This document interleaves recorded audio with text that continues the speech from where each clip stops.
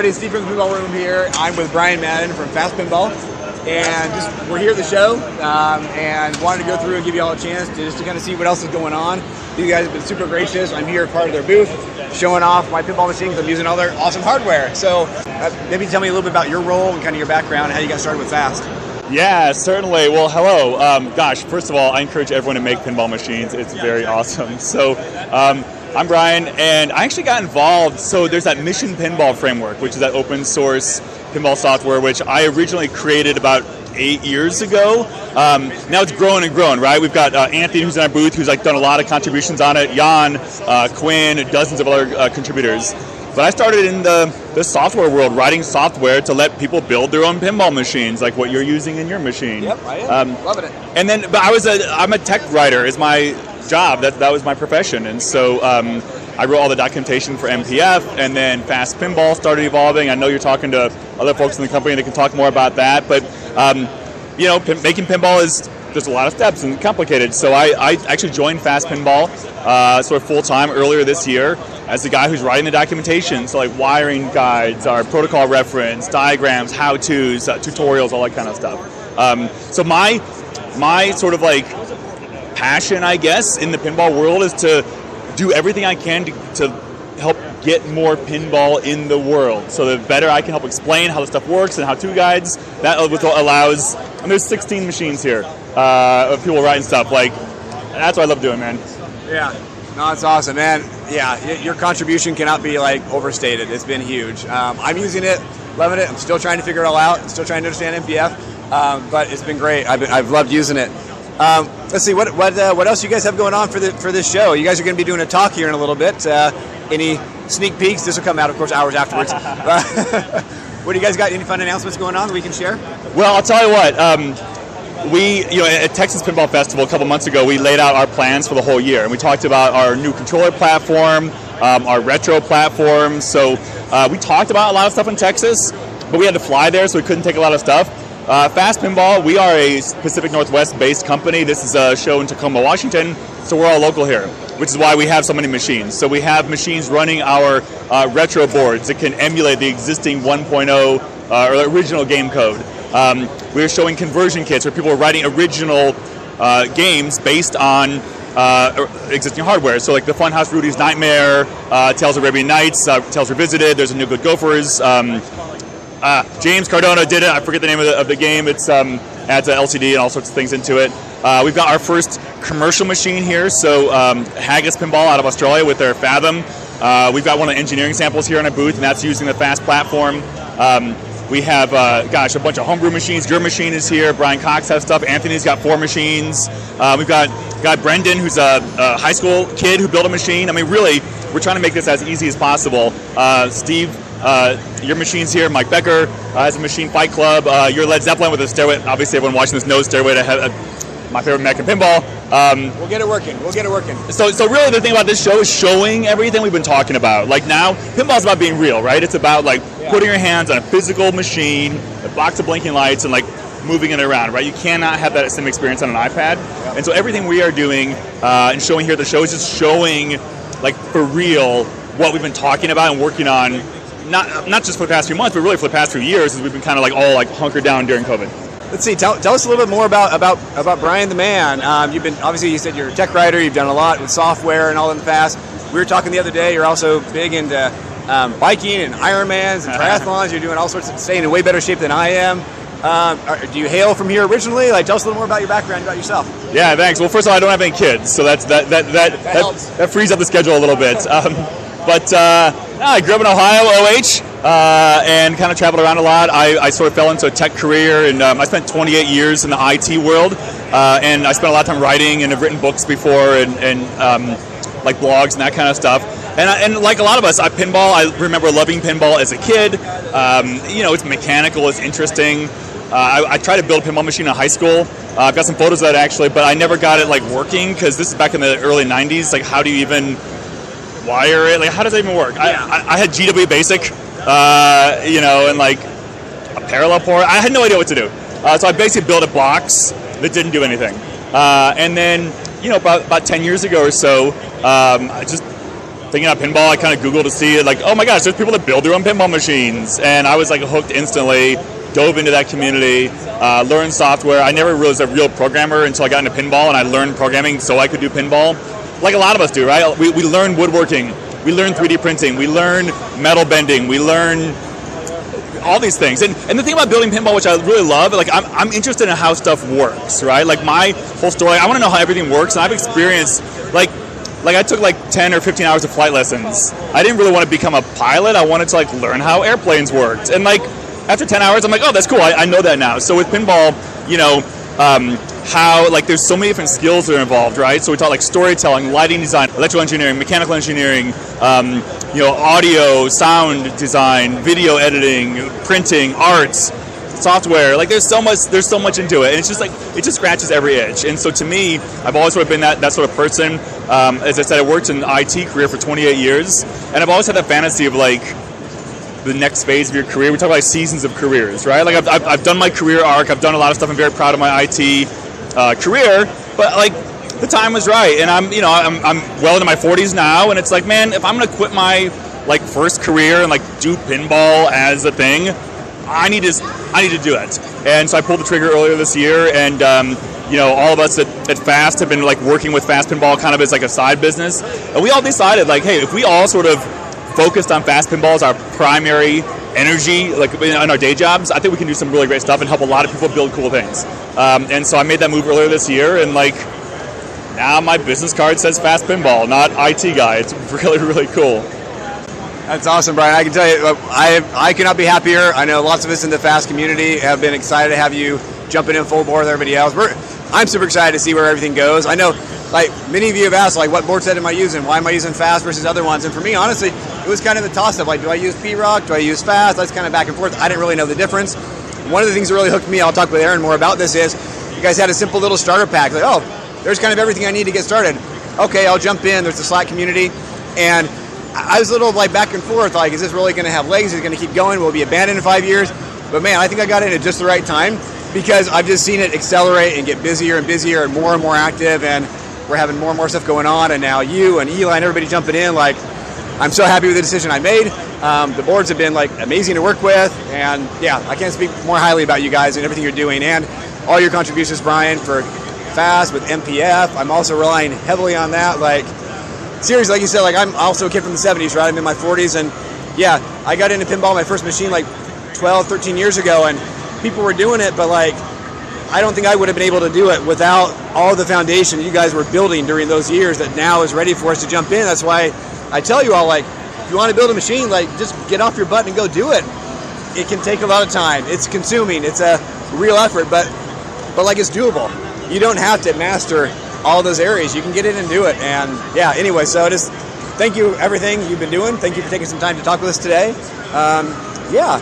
Anything else you want to wrap up with? No, like, build pinball machines. Anyone can do it, for real. Build pinball. Okay. All right. Thank you, Brian. Thank you. All right, everybody. Now I'm here with Eli Curtz. Eli, let me know if I'm wrong, but my experience with Eli so far has been within the Slack community for FAST that everybody has. Been one of the really helpful guys who will jump in, answer questions around like programming and hardware. But your background is a little more, not so much like MPF, but a little more like firmware and more like machine level communication and things like that. Is that right? Yeah. So I've been a professional software developer for 30 years now, I guess. Okay. And I do more of the low-level software than the MPF stuff. So yeah, so I do the software for the emulation, which we're running on the retro games. I do the software for the expansion boards, which are available to kind of add extra features to an existing game or to help make mod development easier. And these days, I also do quite a lot of searching through data sheets for parts that are unavailable because of the ongoing parts crisis. There's quite a lot of mad scrambling to find a replacement for this power supply that is no longer available and has an 18-month lead time. So And is that like the involvement with all the 2.0 machines you've been doing, like with Funhouse and Totem and things? Is that kind of related to that, or? That's just for all the boards right now. Just for the boards even. Oh, right. Semiconductor shortage, and so gotcha. Yeah. Poor Dave has had to redesign a couple power supplies 3 or 4 times because the chips are working around the shortages. Available, yeah. So how long have you been working with the FAST group? It's been kind of for a while, off and on, right? Yeah, I mean, I guess I've been officially part of FAST for not that long, maybe a year, but I've been involved in the homebrew pinball community.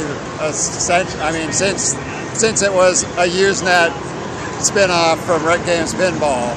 So there was kind of a Google homebrew pinball group back in the day, before there was a FAST, or before there was a Multimorphic, and before a lot of people were doing this kind of stuff. So back then it was all about,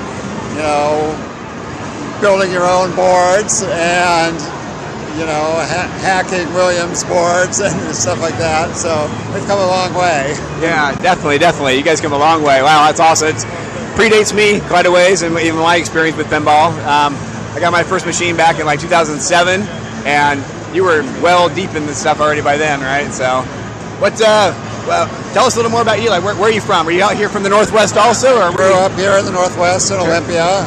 My dad was a college professor there. And so this has been my local show since they started this. Nice.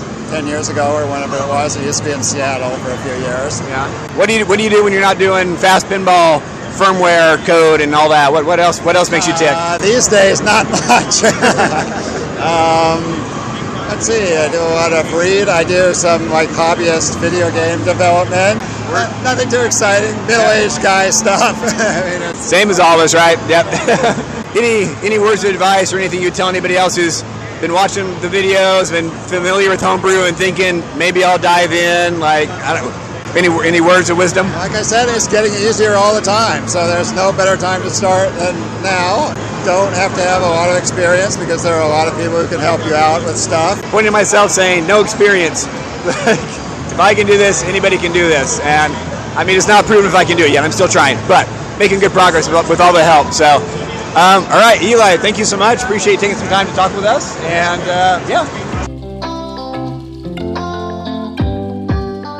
All right, everybody, here I am with Dave Beecher from Fast Pinball. And so Dave, your background, from what I recall, is very heavily electrical engineering, and I ask Dave all the questions about, have I grounded this properly? How do I make sure I don't kill myself with my pinball machine? I'm sure it goes beyond that. Tell us a little bit about your background, kind of what you're bringing to the company, and what your focus is.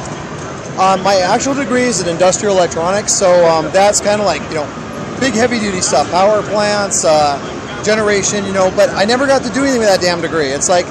But I did take computer science as a minor. Okay. And so, the fascination of doing, heavy gauge stuff, software and control was kind of always this thing. So one of my first projects for fun was to build the power in my house goes out 30 times a year. It's ridiculous. I live around a lake, lots of trees, it sucked. So my first project in doing something in my degree was a gas-powered engine attached to a car alternator that would charge batteries. So every time my batteries die, the engine starts up, charges my battery through an inverter, so my fridges would run. So anyway, awesome. that was my start. That's awesome. But what got me into pinball is my dad, when I was in elementary school, bought me a game I still have to this day called Sea Hunt. It's an old electromechanical. You're looking through a mirror. It was all busted up, and so he fixed that up with me, and still have it. It's crazy to look at aircraft relays on the inside. Just fantastic thing. But I learned how to the coin mechs work. I may have had a few quarters with strings on them and all, practicing on that machine. Yep. But anyway, that's kind of what got me into pinball, and I always loved playing them, but never really had more than that one for years and years and years. Yep. Until my daughter took an interest in it, and then all of a sudden it's okay, renewed. We need to get some more machines. Start collecting them with a buddy of mine, and then Aaron came along. So that's a whole other story all by itself. But anyway, we'll have to get into that someday. But that's a longer story.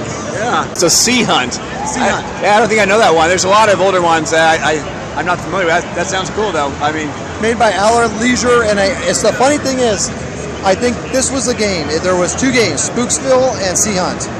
And I believe that these games took them out of business because they didn't test their own stuff. There's a ball that goes back and forth up at the very top of the machine. And you would use the flipper buttons to release the ball. Okay. Well, we all know what happens when you tilt a machine. Yep. Flipper buttons stop working. Yep. So literally that ball was going back and forth. And you tilted the machine, service call. So I still have the original instructions on how they fixed it. It was it's called the Spooksville modification kit, and it also worked on Sea Hunt, but they added a button that worked all the time, tilted or not, that would release that ball from those rails. Gotcha. So Coming up with workarounds, crazy stuff. That's fun. That's fun. So, what are you mostly focusing on with Fast now? We talked with Eli. He was talking about how you're dealing with all the chip shortages and having to work around all that and make things work with the parts you do have. What have you been involved with mostly right now? oh my God, during COVID, the big thing was emulation, which Eli was a huge part of, doing all of that, and then making platforms that could run that emulation. So we're talking System 11, 89, 95, and then that branched over to our brand new product, the Neuron, which kind of encompasses all that same software base now, and that's, if you're building a brand new platform, this is how you would do it. So yeah, the fun part though was not just building the hardware, it was doing the archaeological digs, like what did the forebearers do to, what did they do that we had to uncover so we could, emulate all of these games. And oh my God, for what they had to do some crazy stuff. Man, there's a lot of stories there too, but a lot of fun. Especially on the System 11, it was kind of cool to see when they at least did the 89, 95, a lot of the weirdness that they did in the System 11, just thank goodness, but man, what fun. Tell us a little bit more about just Dave the Man, outside of working for Fast. I know it's taking a lot of your time, but what else do you do?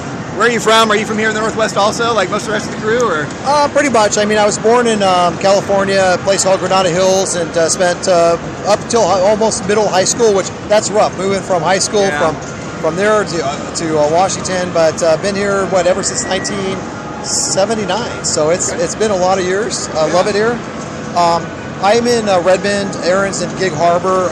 We spend so much time. I mean, it is a little bit of distance there, but man, with all the computers now, Slack and Google Meets, I mean, we're pretty much spending almost like full days, online that way, and the rest of the crew too. So it's really nice. That's pretty much. But for fun, I don't know. I like creating stuff. I've been building some buildings to house all the pinball machines. At one point, I had 27 pinball machines. They can't all stay at the house anymore, so they're out and about in different places. But anyway, I was verging at the seams at my house, so I ended up building a shed, and that's where I do most of my work out in the backyard. It holds 8 machines. I got my own little place I can cook out there, bathroom and stuff, so you can leave the wife alone. So home away from home. Yeah, home away from home. It's awesome. Love it. Awesome, great. All right, well, Dave, thank you so much for taking some time to chat with us. Really absolutely. Appreciate it. Yeah. Really excited about all the great stuff you guys have coming out. This video is going to come out after their talk, but if you didn't watch it, hopefully it's being recorded. Are we going to get posted? I'm sure there'll be YouTube links and all that kind of stuff. All right. So I'll share this out with you guys also in case you don't see them anywhere else. But they're the 4 main guys here: Aaron and Brian and Dave and Eli are all going through and giving a talk. And we'll make sure we get links out to you guys. You can watch that also. I highly encourage you to watch it. They have a lot of great stuff going on. I'm excited. I still got to talk to Aaron, make sure he's got boards for me. Yeah. I got to come home with boards for me and a couple of buddies who want them too. So, all right. Thanks so much, Dave. All right. All right, everybody, and here I am with head honcho Aaron Davis from Fast Pinball. Thank you for taking some time to talk with us, Aaron. It's day 2 here at the Northwest Pinball Arcade Show, and you're from here originally, right? Tell us a little bit about yourself, your background. So I grew up in Bothell, Washington, like about an hour or so north of here, and being involved in the Northwest, it's like this is the best time of the year. It's June, it's beautiful, and we're all inside at a pinball show. Yep. So I mean, I grew up in the Northwest. Like all of us are up here building pinball in the Northwest. The community is really strong. I just get to build cool shit and hang out with people all the time. So that's what I do. That's what I get to be a part of with the pinball community around here, with the shows like the Northwest Pinball Show we're doing here. So from the Northwest, making pinball, hanging out with the Northwest Pinball Show people. So you guys made a lot of big announcements over in Texas. I didn't get to necessarily listen to it all. I heard some of it. I'm still hoping you have boards here I can take home with me. I got a couple of buddies here wanting boards too. Yeah, I think we have some. If we don't have enough, I'm going to be building some this afternoon. Yeah. I'm really proud of how I can actually build electronics. I've learned it all from Dave. He taught me everything.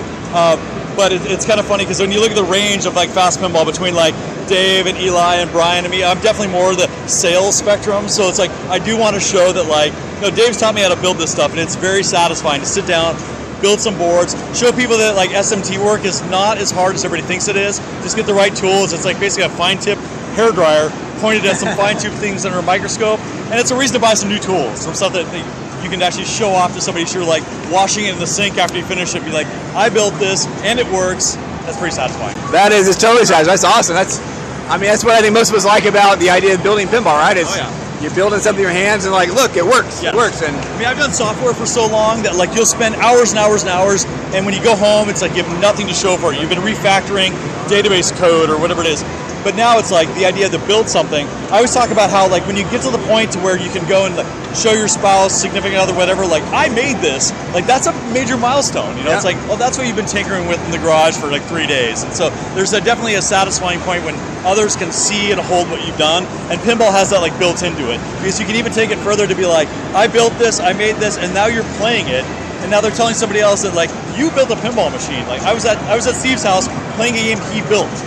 It's like, we don't do it for like the pride or for anything like that, but it is kind of cool to be like, I physically made something in a world where everything is so digital now that like this physical thing that you're standing in front of, like there's just something about that. It takes up space. One of the questions I've been getting, is there going to be a starter bundle with the new set, like kind of like a new refresh starter bundle? So we're like revising that kind of stuff just to match up with like what the new controllers are set up for. Okay. What we really did with this revision of things is really said, okay, what have people actually been doing with this stuff over so many years? Yeah. And now that even some of our customers, like on the commercial sense, are building commercial games with it, like we're solving problems all across the board. So it's like, if you follow these best practice guidance we're giving you, you're basically doing the same kind of things that professionals are doing building games, So there's just some things that says like, man, wouldn't it be great if you built a really cool game and somebody said, hey, I want to make that game. That leap from a homebrew built fast game to a commercially built fast game keeps getting smaller and smaller and smaller. So that's really what we've done with the revisions of the control system here. It's really said like, we've built the infinite configurability in the past. Now we're kind of honing it down to like what people are actually doing, because that makes it easier for us to design for, make cables for, make, stock parts for and stuff like that, is what are people actually doing. So that's a big part of the changes we've made there. And then with the retro boards, the stuff that go into the existing games, that's the part that's saying like, if you've ever thought you want to do anything in pinball, but building pinball is not your jam, but like writing some code is, you can take these boards, take the one out of your existing pinball machine and put it in there, and now you can still play your original game as if it was the original board, but you can switch mode and write game code in there and play it. So that's the part that there's a lot of indie game developers, major game developers on the video game, mobile gaming stuff that come to our show here. So you start talking like that, and they're going, okay, I've wanted to own a pinball machine, now I have to own a pinball machine because I want to like write code for a pinball machine. Right. Because anyone who's ever made a game looks at pinball and goes, why do they do it like this? The risk versus reward is way off for this part. We need to change that. And now people actually can. I'm so excited for that. I think that's super cool. Yeah, I use the analogy of like a pinball to me is like a theater stage. It's not literal, but it's literal enough that you can tell a story on it. So when people look at some of these games that are more even generic, the idea of like a re-theme comes up.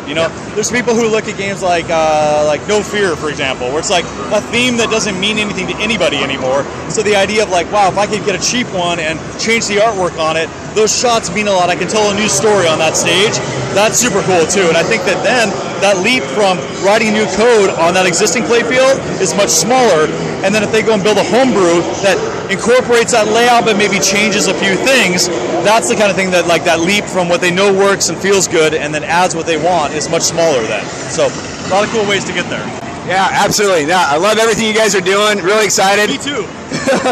I was telling Brian, like I feel like I got involved with you guys like at just the right time. Yeah. Ever since I've been involved, like the last couple of years, I've just seen everything just really accelerating and growing. And you guys are doing more and more. I'm just super stoked, excited to see where things are going to go. You guys have, I'm sure there's even projects you have going on right now. We'll hear about down the road, and can't wait to see where you guys go with it. So well, I'm just happy that you drove all the way from Utah to come up here and hang out with us. It's like that's the part that I love, is that people actually want to get together in the same place and talk about this stuff, because a lot of people look at us like we're crazy. Like, you build pinball? Like, do they even do that anymore? And then you get to see it and know it and see that it's actually a really enriching project and stuff too. And I love that it's like, you talk about getting involved at the right time. It's like you're almost like the second or third wave of people that have come in, because in the early days, we all kind of were making up the hardware, making the software frameworks all kind of in stride. Yeah. And then you get the next group who wasn't a part of that, and it's like, okay, we find the holes of where we need to backfill documentation or the share experience and stuff. But what I love is seeing the new people that join our group. So we have a private Slack channel. You have to own Fast Pinball hardware to be in it. I got so much crap about that in the beginning where they're like, oh, you're making it exclusive. And I said, yes, it's absolutely exclusive. You should have skin in the game. You should be working on pinball, because nobody wants to hear about some guy's crazy idea who's not actually doing it. Yeah. So what I love to see is when the new people are helping the newer people learn things and stuff. There's no dumb questions. There's all just experiences you haven't had yet. So that's what I love about the community. That's why I love when you come up here. I mean, of course, it's beautiful up here in June, so people want an excuse to come to the Northwest, but it's just fun to be sitting here in the same place for a few days and talk pinball and be a part of the whole experience. That's what I love. This like feeds the soul. It makes us keep doing it.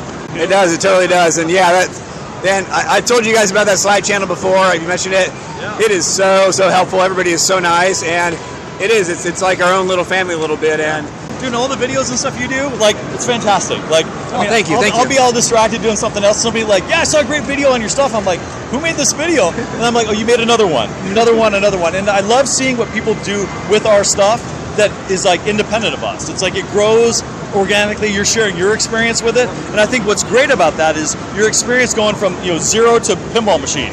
Like, that's what people want to see, because if you walk up to a really polished homebrew game, yeah, this is somebody like me who could do this, but to see that there's so many little steps along the way. One, it's going to show people what they're in for. Yeah. You got to be prepared for it. There's a lot of work to do, but to show that, like, wow, along the way, I'm learning new things, I'm applying new things, I'm collaborating with other artists or musicians or anything like that. Yeah. It's such a great journey to share. So I think it's awesome that you're doing that. Thank you. It's been a lot of fun. Luckily, else I probably would have stopped a long time ago. I got to see you like crack some code to get your music playing in front of it. And yes. He turns around to his wife and is like, honey, I got it. Like, look. And I could see in her face that she gets how important that was to have that work. So awesome. I was like right there for that. That was not a retold story. I witnessed that. So that was awesome. Those are very true. Moments. Very true. It was. All right, Aaron, thank you so much. I know you got to go on other stuff, but talk to somebody else about something about pinball. Yeah. All right. This is Aaron Davis, everybody. Have a good show. Right. Bye. Thank you.